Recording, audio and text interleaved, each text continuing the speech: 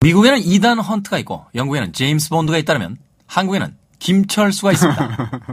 아프리카 해안에서 조업 중이던 우리 선박이 해적에게 납치됐다. 네, 김철수는 대한민국 최고의 스파입니다. 하지만 남편이 국정원에서 일한다는 사실을 알지 못하는 아내 영희에게는 그냥 밉살스러운 대한민국의 평범한 남편일 뿐이죠. 내일 저녁에 시간 빼놔라. 나 지금 출장 가야 되는데. 뭐? 어느 날 그 남편 김철수는 북한 핵물리학자 백설이의 한국 망명을 돕는 작전을 위해 태국 출장 명령을 받게 됩니다. 그리고 그곳에서 작전을 수행하던 중 우연히 스튜어디스인 자신의 아내 영희가 태국에 갇혀와 있다는 사실을 알게 되는데요. 나도 오늘 그냥 남자나 하나 갖고 싶을까? 그녀는 모든 작전지마다 의문의 사나이 라이언과 함께 등장해 철수를 점점 더 큰 위험에 빠뜨리게 됩니다. 좀 들어갑니다. 마누라 잘 부탁합니다. 국가의 운명이 왔다 갔다 하는 절체절명의 상황. 과연 철수는 나라도 지키고 마누라도 지킬 수 있을까요? 나라가 먼저냐 마누라가 먼저냐, 일명 딜레마 프로젝트 영화 스파이입니다. 자, 이 영화 스파이가 처음부터 코미디를 지향하고 있다는 것은 이 등장인물들의 이름에서부터 드러납니다. 네. 남자 이름이 김철수고 네. 아내 이름이 영희라는 것에서부터. 철수하고 영희죠. 그렇죠. 네. 액션과 코미디를 접합한 그런 작품인데요. 장르적으로는 코미디에 가깝지만 또 의외로 액션의 비중도 굉장히 높은 작품이고요. 굉장히 코믹하고 밝고 경쾌한 분위기로 가되 볼거리는 확실히 돈을 들이고 제대로 만들어보자. 이렇게 해서 양쪽을 충족시키는 것으로서 명절 관객을 잡아보자라는 기획이라고 볼 수 있겠죠. 아마도 가장 인상적이었던 것은 설경구와 문소리가 박하사탕과 오아시스 이후 11년 만에 다시 만난다. 네. 그래서 두 배우의 호흡에 대한 이야기가 굉장히 많았는데 I'm quite sure that I told you it's $1 million. 영화 속에서 부부가 처음 대화하는 것이 남편은 지금 소말리아의 그 해적들한테 잡힌 한국의 선원들을 구출하기 위해서 어마어마한 협상을 지금 목숨을 내놓고 하고 있는데 지금 어디야? 나 지금 회의 중이거든. 회의는? 걸쭉한 욕과 함께 시작한다는 것 자체가 이제 둘의 관계와 이 영화의 성격을 보여주는 부분이고요. 금방 갈게. 그래. 일종의 굉장히 한국적인 아줌마 코미디라고 말할 수 있을 것 같고요. 반면에 또 이제 주눅든 그 남편의 모습은 또 굉장히 아저씨 코미디라고 얘기할 수도 있어요. 혹자들은 이 영화에 대해서 이제 두 가지에 대한 평을 내놓고 있는데요. 네. 7급 공무원의 해외 확장판이다. 혹은 True Rise의 네. 한국형 버전이다. 이런 이야기를 하고 있습니다. 네, 아무래도 후자 쪽이 맞겠죠. 일단 뭐 영화 속에서 부인이 남편이 특수요원이라는 걸 모르고 딴 남자한테 한눈을 팔게 되는 상황 자체가 이제 트루라이즈하고 똑같고요. 극 중의 주인공이 헬기나 전투기에 매달리게 되는 상황이라든지 이런 것들도 구체적인 장면들도 상당히 연상되는 부분들이 있죠. 결정적으로 트루라이즈와의 차이점이 있습니다. 뭐죠? 적군이 더 잘생겼어요. 네. 예술적으로 생겼다. 예술이야? 자, 그런가 하면 이제 두 명의 감초 조연이 이 영화의 어떤 맛간스러운 그 지점들을 만들어냅니다. 바로 고창석 씨와 남일한 씨인데요.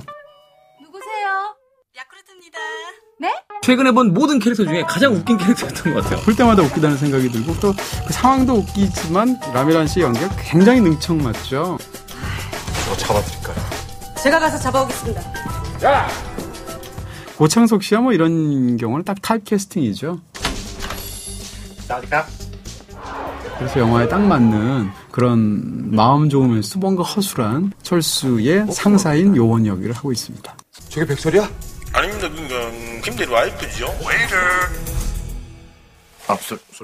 바로 그런 코미디의 부분들, 말하자면 이제 특수 장비를 이용한 코미디라고 봐야겠죠. 특수한 안경, 특수한 컨택트 렌즈를 통해서 그 소위 시점샷을 통해서 그렇습니다. 펼쳐지는 이야기들을 코미디를 응용했다는 측면에서는 또 나름의 어떤 미덕이 좀 있는 것 같아요. 네, 이 영화에서 가장 그 영화적으로 돋보이는 부분이 바로 지금 말씀하신 부분이고요. 이게 3차원 투시 안경인데 말입니다. 영화 속에서 두 차례 나오게 되는데 한 번은 특수 안경을 개발을 해서 현장에서 그 안경을 쓰면 그 상황이 다 그대로 전송이 되는 거고, 심지어는 후반부에서는 컨택트 렌즈를 통해서 역시 또 전송이 되는데, 이 경우에 현장에서 벌어지는 상황을 그것을 본부에서 지켜보는 사람들의 리액션을 통해서 코미디로 바꿔낼 수가 있죠.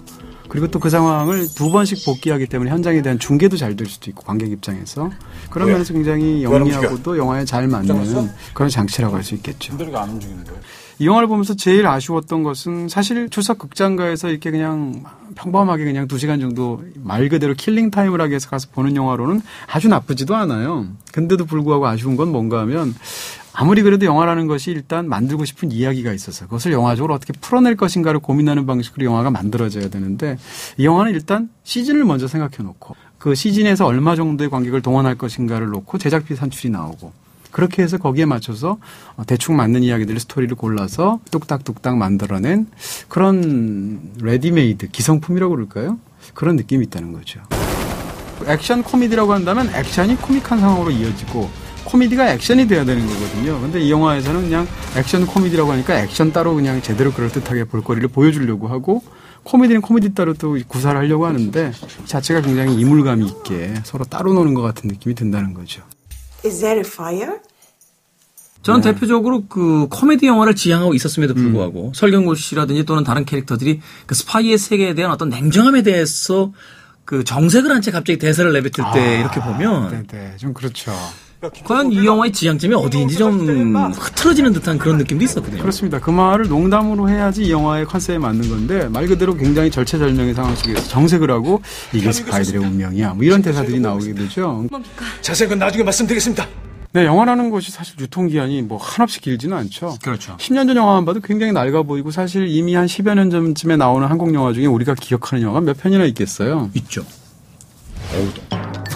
그거는 30년이에요. 클래식이네, 클래식. 근데 영화마다 유통기한들이 다 다른데, 근데 아무리 그렇다 하더라도 어떤 영화는 그 유통기한이 지나치게 짧아서 극 중에 나오는 요구르트라든지 아니면 무슨 유제품처럼 그 유통기한이 너무 짧은 것을 스스로도 전제하고 만든다는 느낌이 있다는 거죠. 그런 면들이 참 영화를 보면서 어떤 아쉬워지고 안타까워지는 지점입니다. 그렇다면 추석을 찾아 극장가에 도착한 한국형 블록버스터 액션 코미디 영화, 영화 스파이에 대한 별점과 한 줄 정리 만나봅니다. 이 영화에 대한 제 별점은 2개입니다. 2개. 네. 유제품 같은 유통기한. 코미디는 약하고 액션은 가벼운 짬짜면. 짬짜면 좋아하시는 분들 많잖아요. 막상 시켜놓으면. 둘 중에 하나를 선택을 해야 되는 거구나. 막상 시켜놓으면.